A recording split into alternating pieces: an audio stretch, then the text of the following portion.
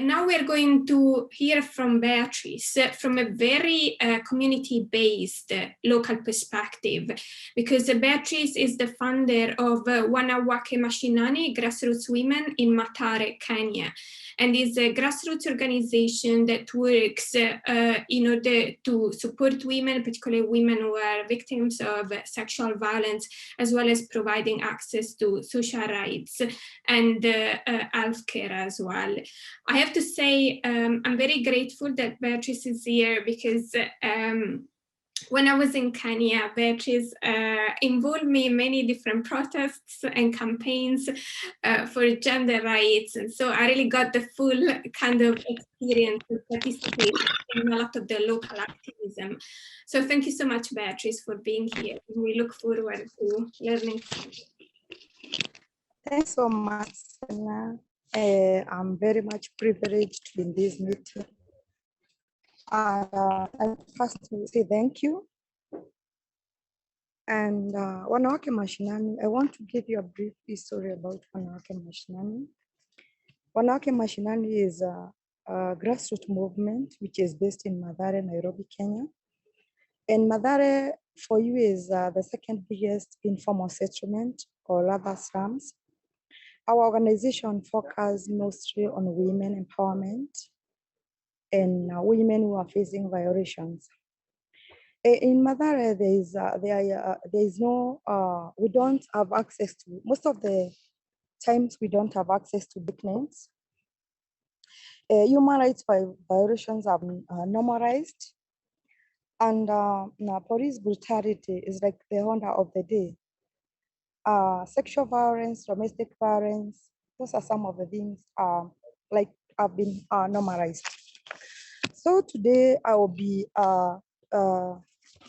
sharing about some of the challenges with which the women, human rights defenders, and generally women have been facing through this time of COVID. And gender discrimination is one of the key issues which has been making women to be in the retrogressive way. Yeah, like women have been marginalized against voicing their voices. Women have been also marginalized in seeking empowerment, like they have no voice, because like you see, most of the grassroots women, like this time of COVID, most of the women were curtailed. Like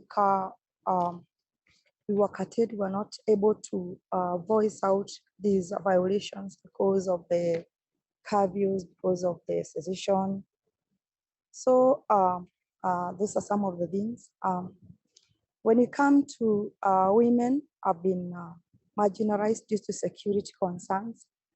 In a community like Mathare, or even maybe in the rural areas where women have been normalized into staying at home or in order to avoid rape and theft, during COVID, such situations have been aggravated, with mothers and self-employed women in business having to stay in their homes for safety concerns.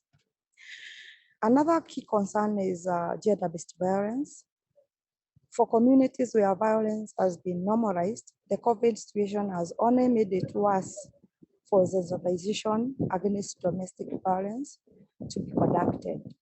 Since the lockdown was announced, there has been an increase of sexual violence and sexual gender-based violence. In most of the reports, women have been complaining whereby their situations, which like maybe like I will even give a scenario whereby like Mathare, you see most of the places there are no toilets, and there is the curfew. The houses have no toilets outside the houses, and now here is the curfew. Women were not even able to go out at night to help themselves. So you can see how the situation was. When we come to unemployment, most of the women livelihoods were cut off during the COVID pandemic. And you can see that a lot of women lost their jobs. Yeah.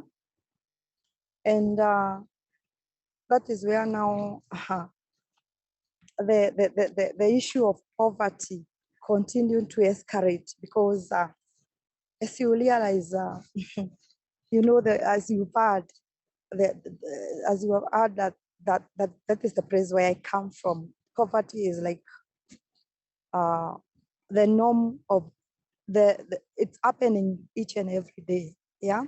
When we talk about healthier systems, the healthcare systems were broken down. Women were not able to access health or medical care because of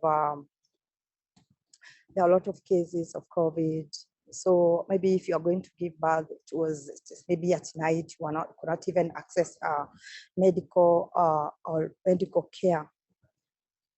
So, so most of the families were underpaid. There was serious effect of mental health. Women human rights defenders were affected. COVID even shrinked our space. Like we were not even able to air out the violence or the violence which was happening.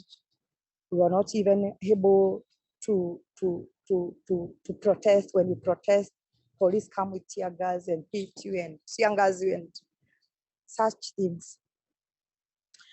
Women human rights defenders have been always in the front line to speak out, to talk out about the violations of other people. And mostly in the informal settlement, there has been that notion of we are the people who does not keep quiet. So you realize that the police were very keen on us. So we encountered a lot of challenges because, you know, most of us are are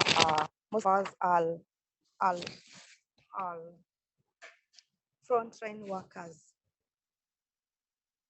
So if I may give some of the interventions, is that what we've suggested, what we've suggest as a women human rights defenders is, one, there should be a domestic violence protections laws and safe houses that are protected and supported by the government.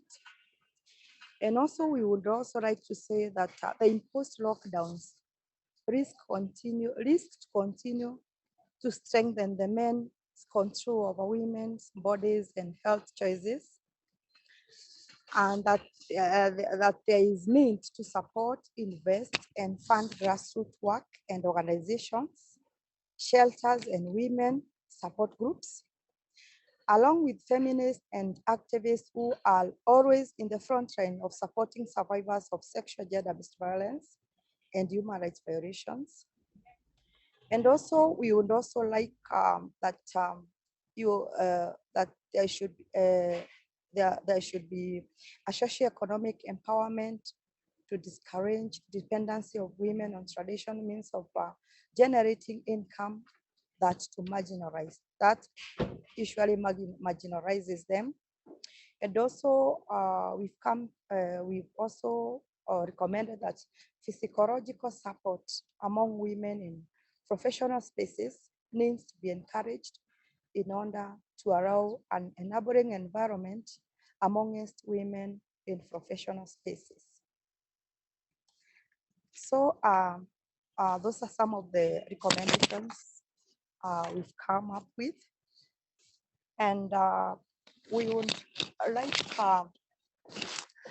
to speak out because most of the during COVID time, when it was very severe, most of the organizations, the NGOs were at home. They were working from home, and most of the women human rights defenders were out there to serve the community.